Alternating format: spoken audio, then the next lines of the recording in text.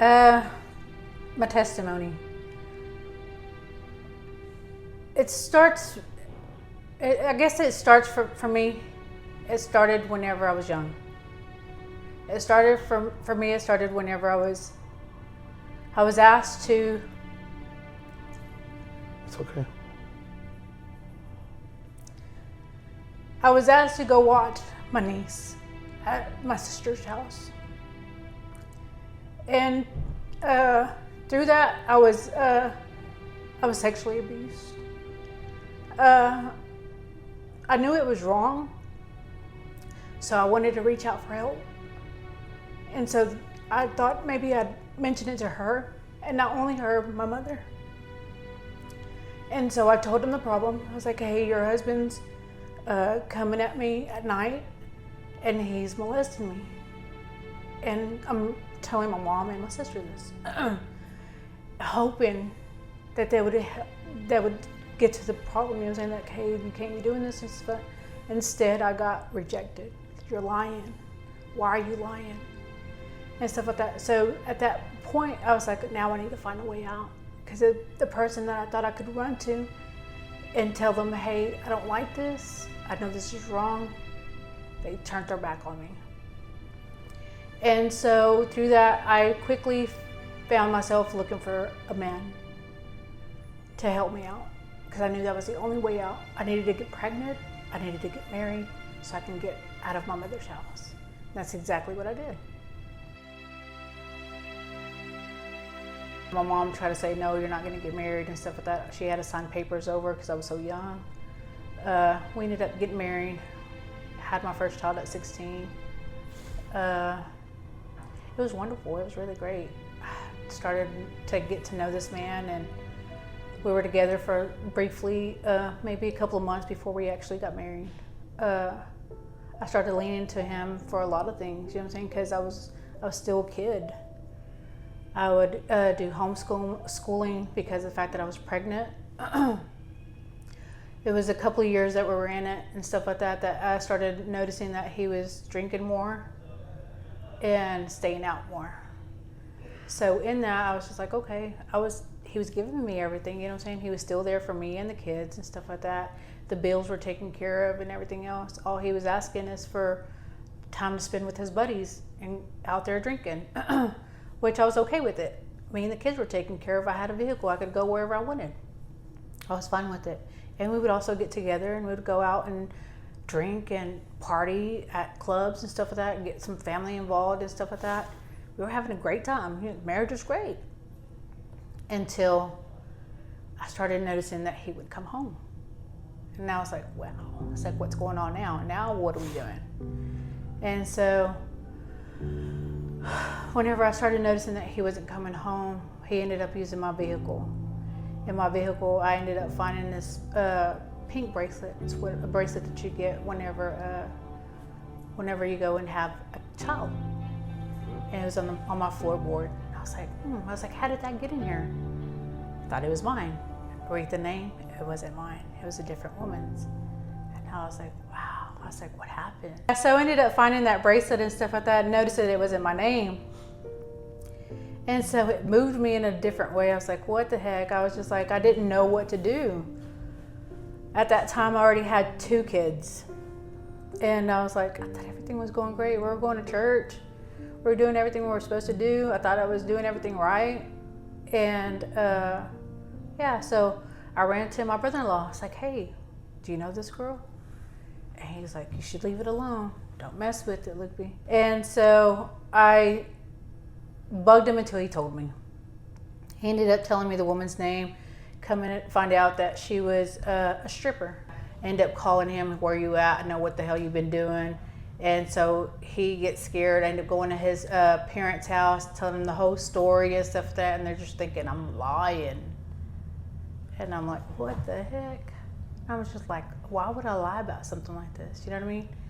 I guess we came into an agreement. I stayed at the house, and they ended up helping them get a different home for him and that woman to raise their child that they're fixing to have.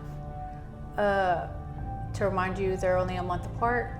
We ended up patching things up for the meantime. I ended up taking care of his other daughter while I was raising my daughter and the other daughters, my other two. It was hard. It was really hard because not only I was doing that, I was also helping her mother through issues that she was going through with her boyfriend at the time. He used to beat her. They used to have drug problems and stuff like that. And I would go pick them up, take them to the Noah Project and stuff like that. And just whatever she needed, I was there. Even to take care of that little baby, I was there. It was so hard, but I never rejected her. I never treated her like she wasn't my child. I ended up getting pregnant again. Ended up having, that's whenever I had my fourth child and I had a son. And at the time I also didn't lean to God anymore. He was a disappointment to me. How could you? How could you let this happen? Thought I was doing everything you asked me to do. You know what I mean? And it broke me, you know what I'm saying? Because I was feeling like I was finally belonging somewhere. I left, I ended up getting into a relationship right after that. Never gave myself any time to recover or anything like that. I think that was my biggest mistake. Good. Ended up having to leave my kids behind. After I got into that relationship, he kicked me out of the house. He said, the best thing for you to do is leave and leave the kids with me. He's like, you ain't got the money. Where are you gonna keep them at? You ain't even got a place to stay at. He's like, just leave them here with me. He's like, oh, I'll let you see them whenever you want. And I was like, okay, you're right. I ain't got no money. My family ain't got no money. I can't take you to court and fight this. I'll lose. And I'll lose my kids even more than what I've already lost them. And so I started staying with my sister. She was an alcoholic herself. She was struggling with some drugs herself and stuff like that. And I'd get to see my kids maybe. At first it was going good. I'd see them whenever I wanted to, just like how he promised.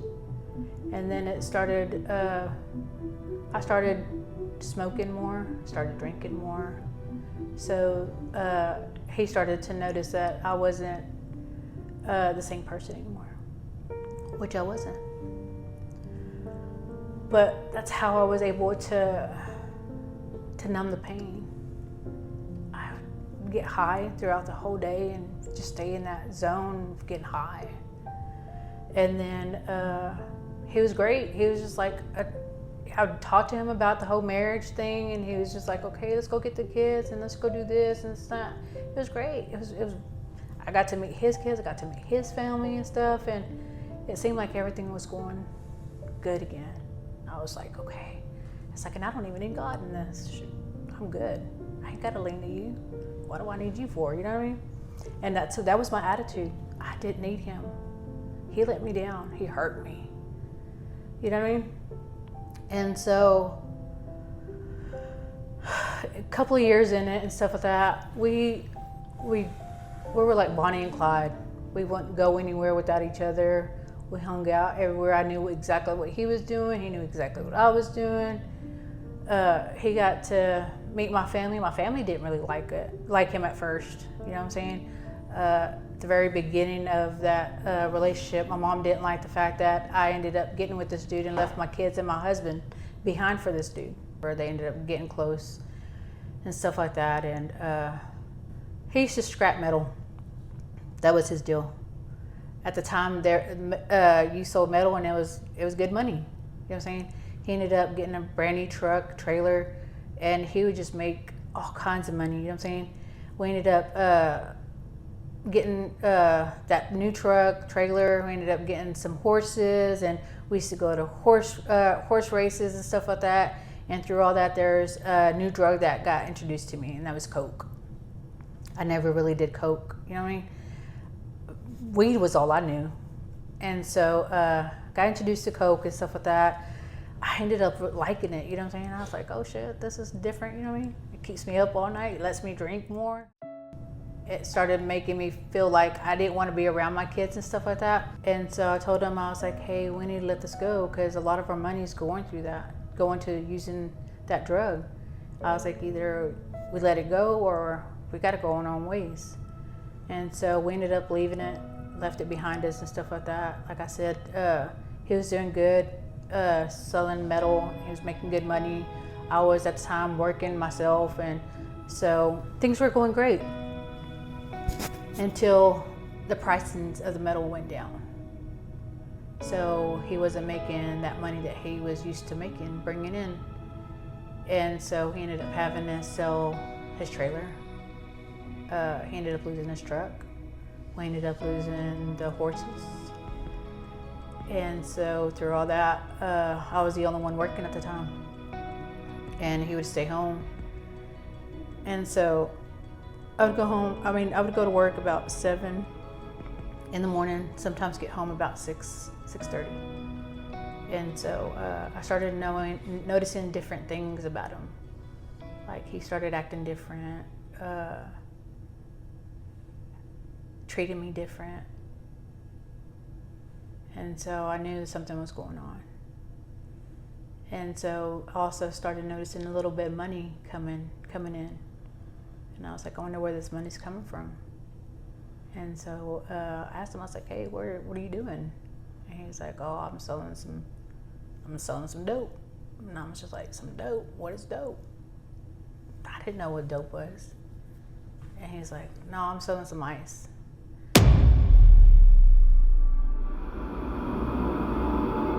Like I said, I noticed different things about him. And so he started getting really angry, started treating me differently.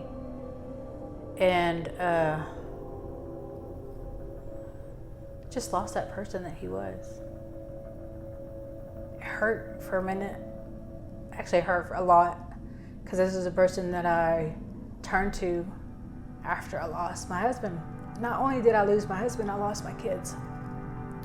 So like I said, he was like my best friend. I could tell him anything. We went through everything.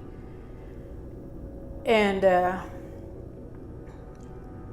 after he started treating me differently and stuff like that, I was just like, man, what happened to that person I used to know? He started being abusive. Started treating me like shit. I would come home from work and I would get accused of cheating. I would get accused of not being at work. Coming to find out, he was the one doing the cheating. I would come home finding women in my house. Coming home to my neighbor crossing her street before I got home.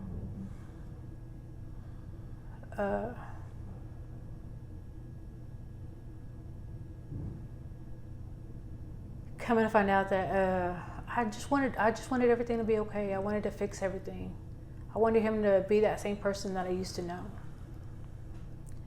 Didn't know that person no longer existed.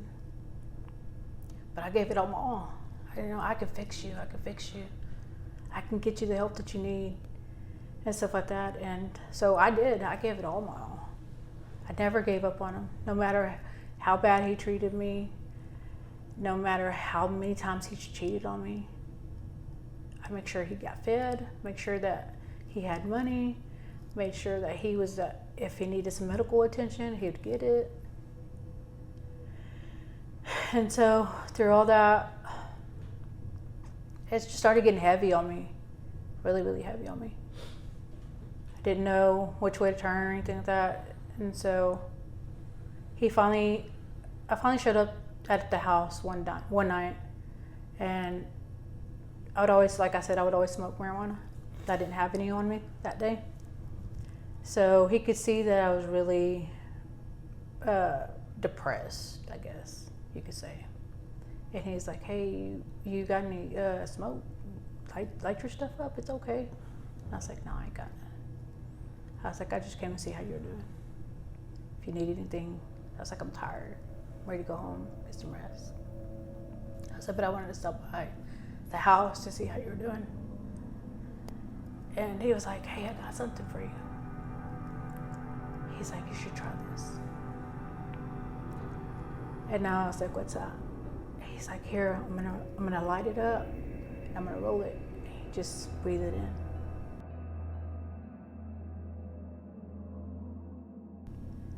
Of course, he was introducing me to meth.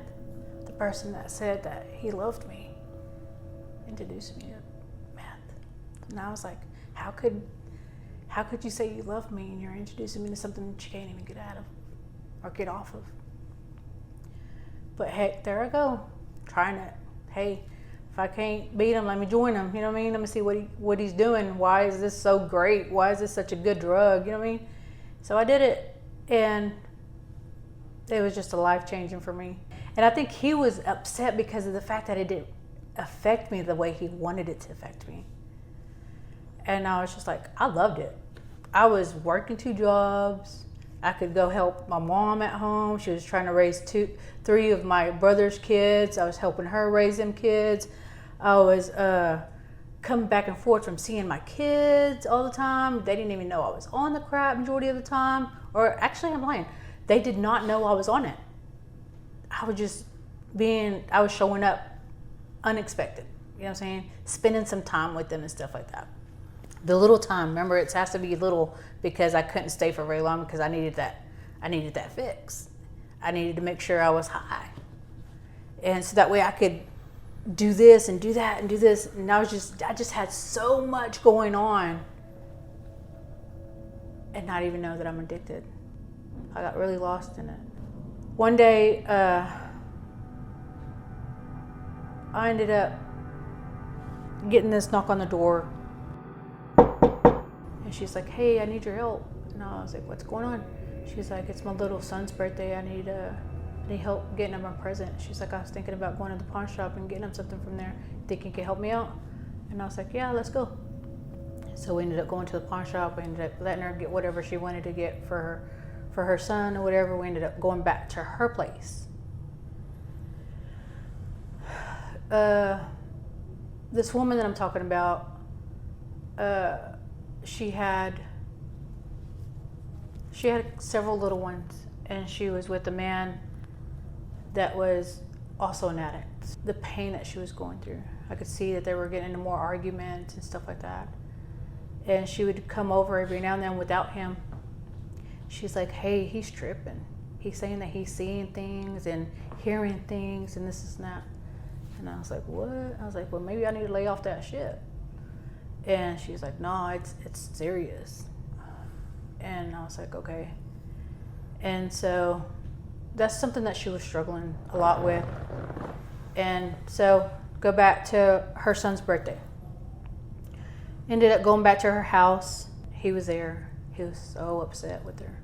He was arguing with her in the bedroom and stuff like that. The kids were like, please don't leave. Please don't leave. Whatever you do, please don't leave us here. It's like, they just cried out for me not to leave. No, it's just like, no, I gotta go. You know what I mean? I don't need to be here hearing all that stuff. I don't need to see this stuff.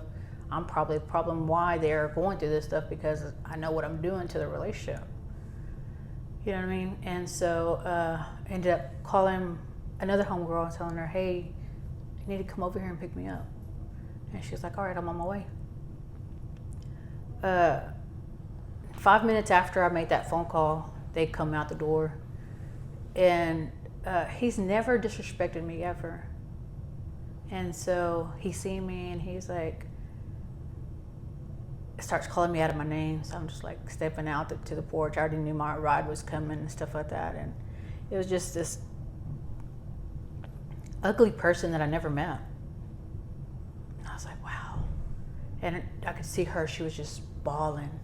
I was like, I'm sorry, I gotta go. And so he's like, yeah, you need to leave, you stupid bitch. He's like, you're the fucking reason why we're going through this shit. And I was just like, I get it.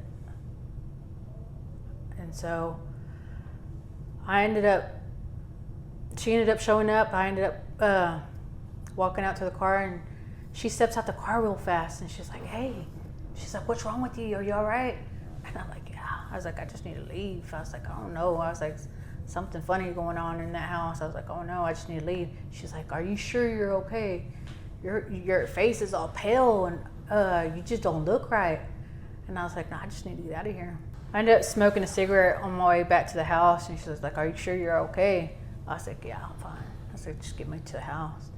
I ended up going to the house, and I find my brother and the man I had been with forever. They were outside setting up for a garage sale, and so I'm just like, I shoot inside, and just like instantly, the minute I walk in that door, I have this odor hit my face, and it was just like death. And I was like, "What is that smell? What did y'all do? What y'all been doing?" Like, "We ain't been doing nothing. We've been out here." I was like, "Y'all don't smell that? Y'all don't smell that funky smell?" They're like, "No, you're tripping. What's wrong with you? What'd you go do?" I was like, "I didn't do nothing." And I was like, "I'm not even high or nothing." And it's like, y'all don't smell that? It smells like death in here." And so he kept approaching me. He's like, "Hey, what's wrong? Why do you look like that? What's wrong with you?" And I was like, "There ain't nothing wrong with me. Why do y'all keep saying that? Like, why do y'all keep saying I look different?" They're like, "You look like you're, like something's wrong with you." And I was like, "There's nothing wrong with me." I was like, "You know what? I'm gonna leave." I was like, "I think it's time for me to go."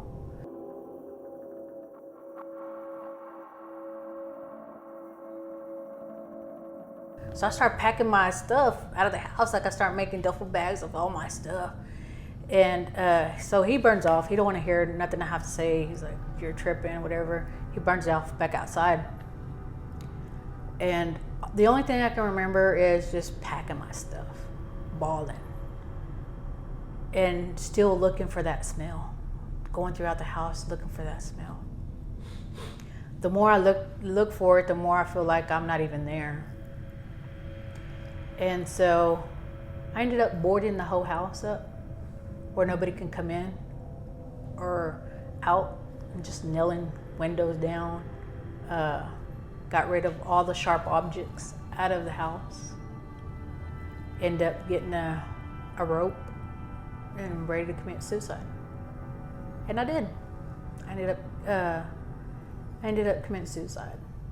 I don't know how he ended up finding a way inside that house, but he did. I could feel myself fall. Whenever I fell, I could feel like myself just hanging there for a minute, and all I could feel is his arms go underneath me and pull me up where I could get some air. And I feel myself like going, and then he's like, "I'm gonna have to drop you down." He's like, "I can't get you off." He's like, "I'm gonna have to go find something to cut you off." He's like, "I'm gonna have to let you back down." And he's just crying. He's crying his eyes off. And I don't even know if I'm there or not, but I just remember taking that breath. And so I could feel him drop me. And after that, I didn't feel nothing. Next thing I know, I'm on the floor. My foot had went through the floor, so there's blood everywhere. He's freaking out. "Where's this blood coming from? How did you get down?" Because he didn't cut me down. I just fell down.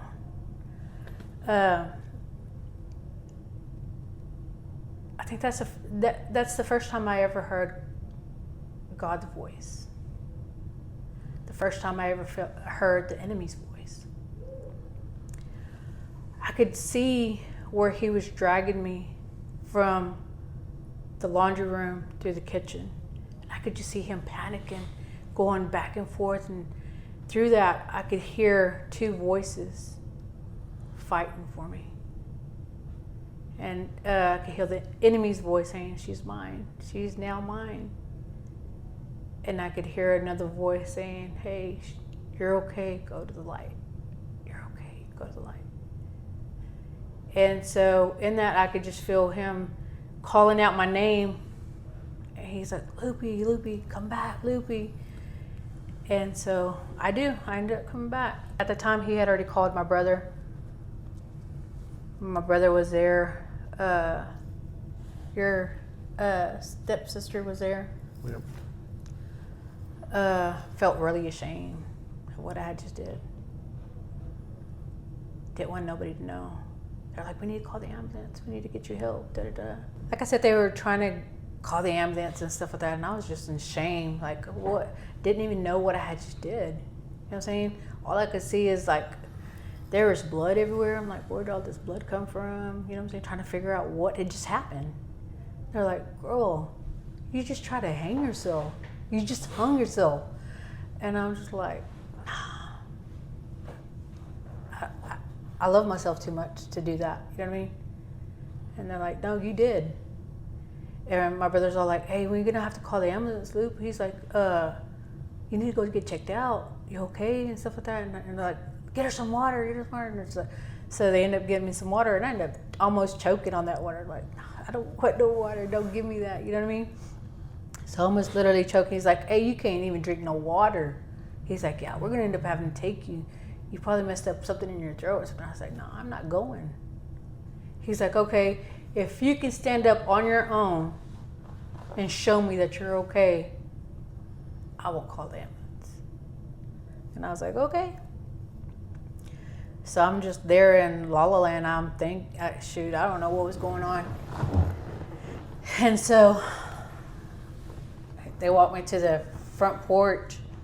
They open up that door, and I'm just like, okay. If I can just walk, they won't call the ambulance, and I ain't got to deal with none of that.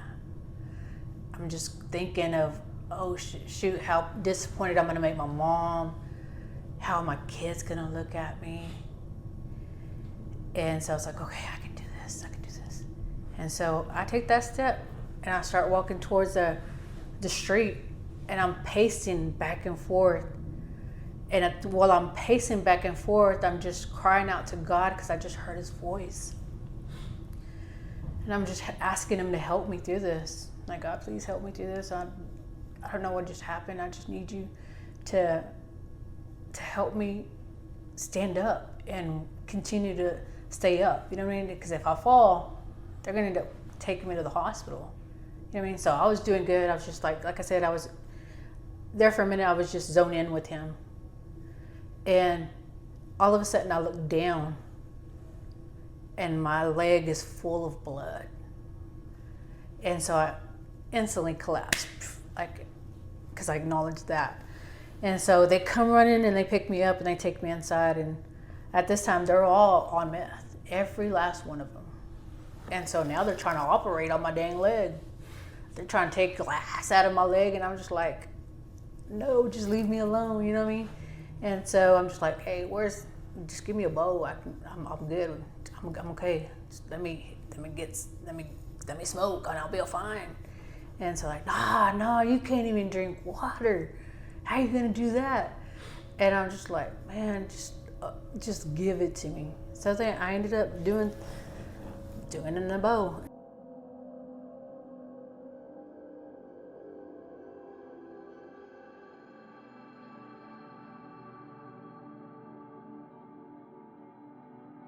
I remember sitting in a recliner. Was my last time. This is the last thing I remember. Is being in a recliner, them messing with my foot, trying to pull the glass out of my foot. And my brother never called for help because I had asked him not to. And so the next thing I remember is waking up in a bedroom. Waking up in a bedroom with this woman with the big needle trying to inject me with some medicine that was used for your gums, to numb your gums. And I'm just like, no, what are y'all doing? Like, what are y'all doing? And like, hey, you've been out. Like, we didn't know if you were alive or what was going on with you. And I'm just like, I don't want that. Do not shoot me with whatever you got. I don't want it.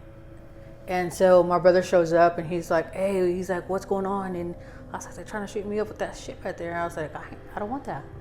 He's like, hey, Luke, he's like, I've been coming in and checking on you and stuff like that. He's like, all you've been doing is laying on this bed. He's like, you haven't been eating, you haven't been drinking anything. He's like, if I brought you a Gatorade, if you can't drink this Gatorade, he's like, I'm gonna have to ask Mom to come over here. And I was like, all right. At the time, I felt like there was just like an ugly spirit over me. Like I kept feeling like these dark shadows go over me. And I just felt like I was like, if I didn't get out of there, I was gonna die there. And so finally, I hear a knock on the door, and it's my brother-in-law with my mom. And I was so angry at my brother-in-law. I started asking him to get the hell out of my house, this is that. And I hear footsteps coming towards the bed, and it's my mom. And she's like, I love you, it's okay, I love you. And so I instantly wrapped my hands around her, and I was like, please get me out of this place. Please get me out of this place. And so she ended up getting me out, and I remember getting in the car in the back seat, and those black shadows that I kept seeing, they just followed me all the way to my mom's house. They got so heavy where I was just like, had to put my head down and close my eyes because they were so heavy. And so we ended up showing up at her. I ended up being at her house. She ended up putting me in the room that I was staying in. And I had told her, I was like, I don't want nobody to know what happened. And so at this time, my kids already knew what was going on. They already knew what had happened and stuff like that. And so the kids immediately had 911 on site. So now I'm dealing with my kids and the paramedics and stuff like that in my room. And I'm just like, get out. All of y'all, get out. And so I pushed them all the way. I stayed in that room for a couple of days. And then that's whenever I was like, okay, I'm good. I'm ready for more. Lived that lifestyle for a whole hot minute until finally, like, he got really aggressive. My daughter ended up getting in a situation where she ended up needing a place to stay. So we opened the doors and let her in. At the time, he had got locked up for a while. So it was just me at the house.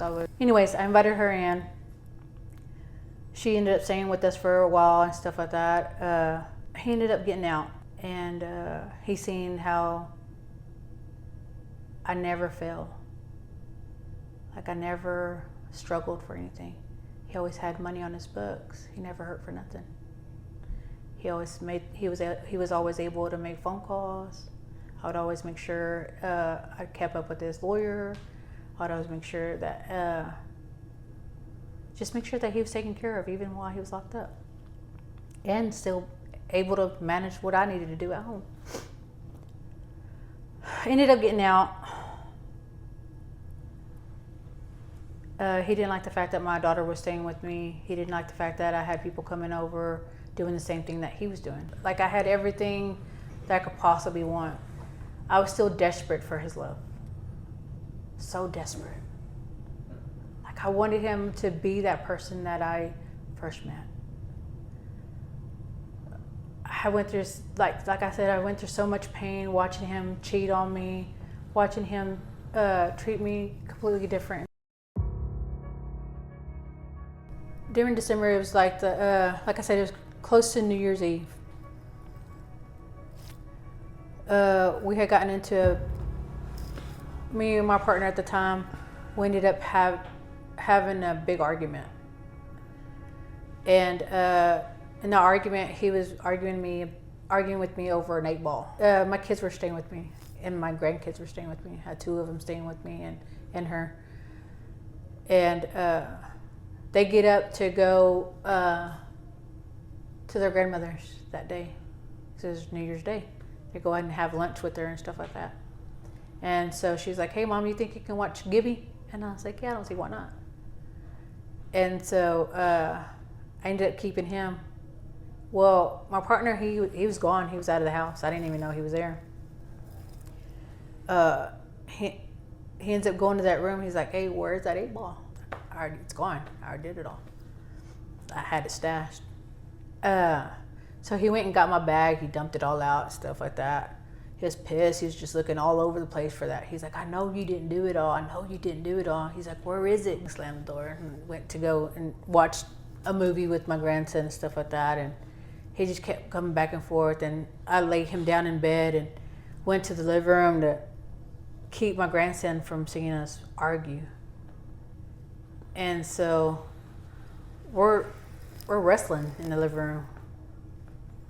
He's pushing me over here and I'm going at him and stuff like that. And he finally pushes me so hard that my head misses the 2x4 in the wall by this much. And this is a big asshole in the wall. I was like, shit. I was like, that shit hurt. You know what I mean? Like, okay, I'm done. I don't want to wrestle with you no more. You know what I mean? Walk back into the room. And I'm like, man, we're going to end up fucking fighting for real, for real. And so I'm just like scared for my grandson. So I was like, okay, I got to make that phone call. Mija, come get me home. And she's like, okay, I'm going to be over there in a minute. And so at this time, like, I didn't know what was going to happen. I didn't know what was going to be the next thing he does. We've already wrestled in the living room. We've never really fought like that before, you know what I mean? And so it was all new for me, but at the same time I was so angry. And so he comes into the bedroom and he empties out my purse in front of me. And he's like, I know you got this. I know you got the dope. Where is it at? Da, da, da. And I used to carry this blade in my purse. And so he grabs that blade and I'm holding my grandson and I'm like, no, you're tripping. There ain't no more. You're tripping. And so he's like, give me that damn dope. And so whenever he does it, he swings his arm and he stabs me underneath my chin. And so it just instantly freaking pisses me off.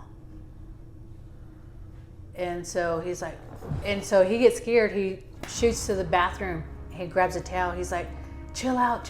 You're bleeding. You have all this blood all over you. Chill out. So he's holding this towel underneath my chin while this blood's just going everywhere. He's like, you just need to chill out. And so at that same time, I hear a knock on the door and it's my daughter. So I walk to the living room and I hand her my grandson over. I was like, here, baby. I was like, here's me on. I was like, whatever you do, I was like, don't come back in here.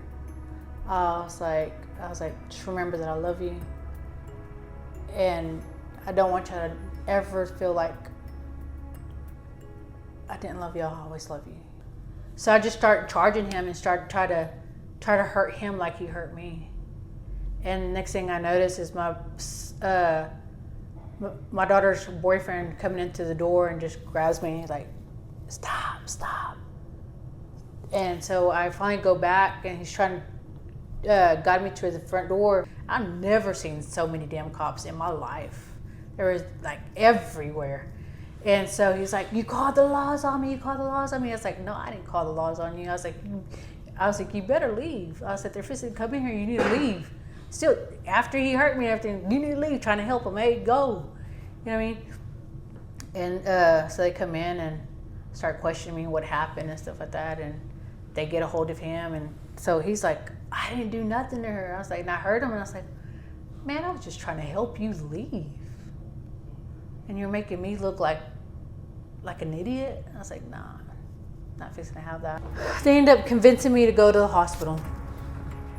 And I ended up going. And I wanted to hurry up and get out of the hospital because I knew something else was going to happen at the house. And so while I was at the hospital, my house gets robbed.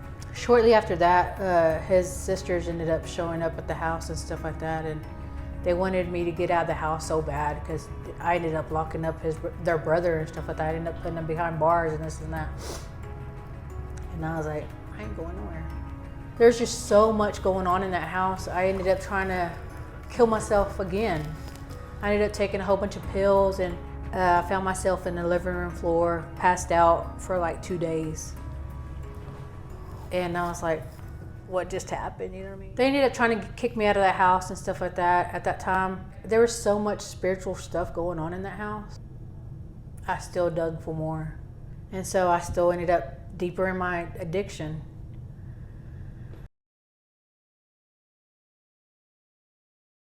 I ended up with one of my homeboys and stuff like that. And I ended up doing even crazier stuff with him as well, and I ended up going through a whole different type of relationship with him where he was really abusive. Like, I've never got punched in my face, and he was able, he showed me what that felt like. I've never experienced a grown-ass man punching me in my face, dragging me by my hair down the hall, and just calling me out of my name and telling me how worthless I was. And yet I caught myself sitting there and like saying, I'm sorry. Please just let me stay. You know what I mean? And just like trying to find an excuse just to stick around, because where was I gonna go? And while I was in that relationship is whenever I ended up losing my dad. And that's whenever I felt like I needed to change my ways of living, because otherwise I was gonna end up like my dad. I was either gonna end up dead in that addiction that I was in, but worse. I wasn't gonna be able to watch my kids grow up or my grandkids grow up. I didn't have a memory with my dad where I would be like, I remember that. I remember I had an excellent time with you, Dad. You know what I'm saying? Whenever I lost my dad, it sent me to a depression where I was like, I need to get out of this. I need to reach out to help. Didn't care what was happening to me. Didn't care how many times I got hit throughout the day. As long as I had dope in my mouth and where I could do it, I didn't care about anything else. Nothing else. And so that's finally whenever I actually reached out for help. Whenever I reached out for help, I ended up calling his sister. And I had told her, I was like, hey, I think I'm ready now. I think I'm ready to get clean. I said, but the only problem is you gotta come now. I was like, because I can't promise you if I'm gonna be ready in a couple of hours. She's like, you think you can wait for the weekend so that way I can come over there and get you and stuff like that? And I was like, no. I was like, I can't promise you that. She's like, okay, well just wait. Just don't leave nowhere. She's like, I'm gonna make a phone call.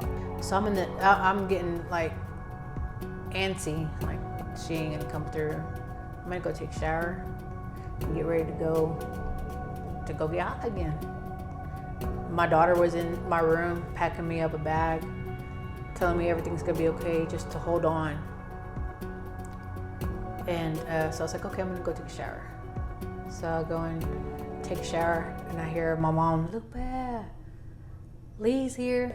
Last time I had seen him, he was doing good, and I was like, oh shit. I was like, he relapsed. I was like, heck yeah. I said, Rufus gonna go out and freaking get blazed up. I said, heck yeah, you know what I'm saying? Like, this is my way out. Rufus gonna go have a good time. He's like, hey, he's like, are you ready to die? I'm like, what? He's like, are you ready to die? He's like, I'm here to pick you up so you can go get help. And I'm like, nah. He's like, go get your bag. And I'm like, no. And he's like, no, for real, go get your bag so we can go. And I was like, all right. So I ended up going to get my bag. And he's the one that ended up taking me to Weatherford. And that's where I ended up getting clean at, is from Weatherford. I go to this home where I have to pay to be there. And not only do I have to pay to be there, I have to instantly find a job. I have to make I have to make 2 meetings while I was there. We ended up doing a Jesus calling, and that was it. To remind you, this lady didn't even know what she was doing. She was just trying to do right by women, you know what I mean? Trying to open a house and stick women in there and try to help them out. This lady's never really gone through any kind of addiction. She really didn't know what addiction was. I wanted to see what he was trying to show me at that house about me living that life and trying to give this life a chance.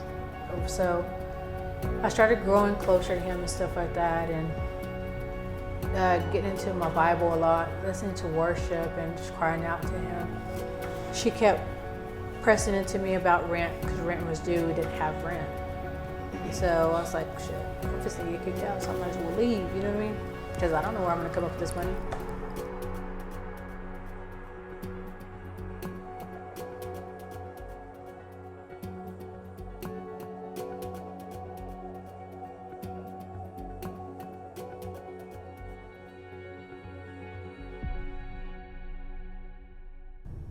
And he ended up restoring everything. He ended up restoring my kids back to me.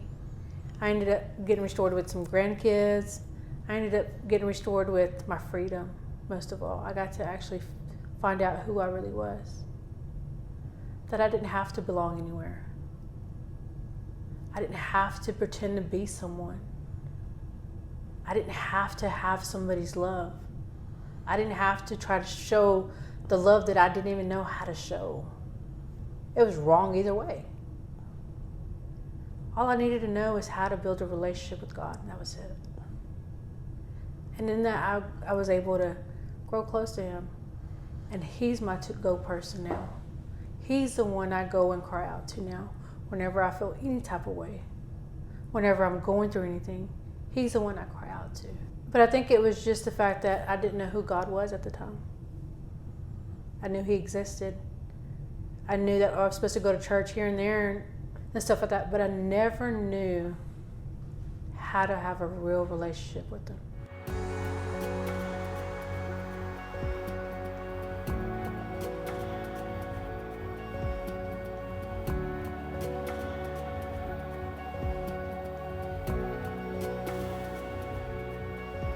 Taking a chance of choosing something else. Because all my life I chose to chase after men, to try to do right by them, try to make them happy, try to make them feel like I wouldn't disappoint them in any kind of way, you know what I mean? Now it's different. Now it's just like I have exactly what I've always cried out to. God's actually blessed me with an amazing man that's willing to not only be there for me, but be there for my kids and my grandkids.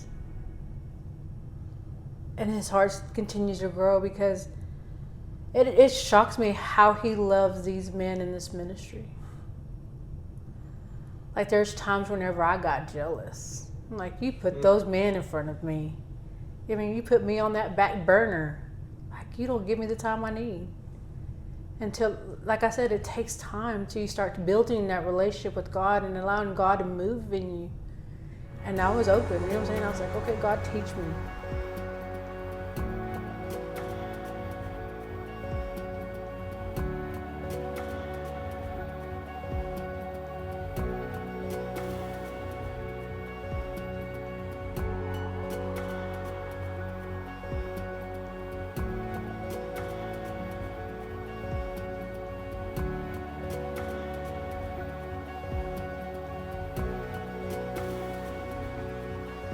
And I was open, you know what I'm saying? I was like, okay, God, teach me. Let me be more like you. And that's exactly what I wanted to do for women, you know what I mean?